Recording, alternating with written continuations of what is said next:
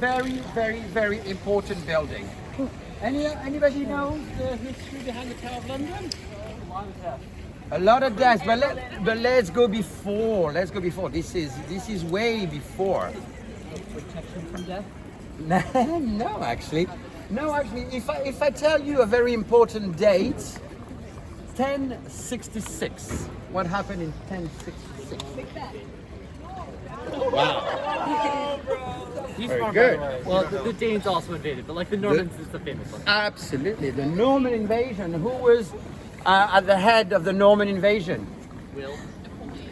Oh, is that Napoleon? I'm kidding. He's French, right? William of Normandy, right? Yeah, but what's his other name? William the Conqueror. William the Conqueror. Absolutely. William of Guillaume the Normandy. Very Conqueror. good. You know your stuff. That's very impressive. William the Conqueror. There was a vacuum of power. Edward the Confessor was a king. He was dying. He didn't have any heir. So obviously there was a vacuum of power. And William of Normandy, William the Conqueror, was obviously on the other side of the channel. But at the time, you know, they all sort of related and so on and so forth. And apparently, on his deathbed, nobody witnessed that, but William the Conqueror has been told that he will be the next king of England. Even though Normandy is not in his country, is it? Where's Normandy? It's in France. It's France, absolutely.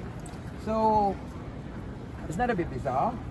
A guy from France, and technically not even from France because he was a Viking, the Norman, exactly, Normandy is the Northmen, because they were, you know, you've heard of the Vikings, right? Yeah. They were raiding Europe and all that. One of the kings of France had had enough of all the raiding, so he said, you know what, we're going to do a deal, I'm going to give you some land, but you're going to stay there and you're going to stop raiding the country.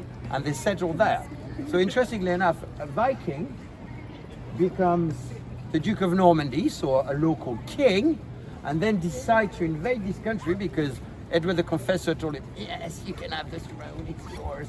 Nobody heard him, but he decided to take it. Okay, so he came, invade, 1066, Battle of Hastings, he wins, and obviously he's the new king. But come on, guys, England had already 1,000 years of history. You know, would you like to be ruled by a foreign king? And you wouldn't want to be ruled by a king full stop, but certainly not by a foreign king.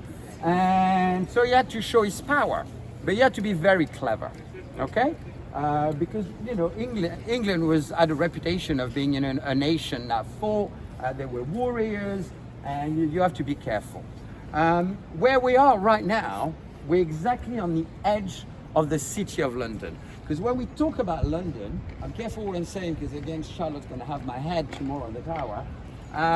But we talk about two cities. We talk about the city of London. We're right on the edge of it. This marks the end. And on the other side, the West End. Westminster. Yeah?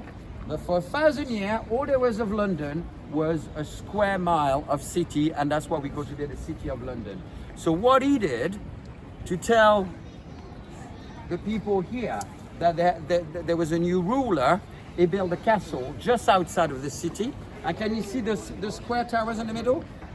This is the oldest part of the castle. A big, imagine at the time, I mean, now we're surrounded by big buildings, but imagine medieval, in 1066, this would have been 1 or 2 story wooden building. This would have been a mammoth, all right?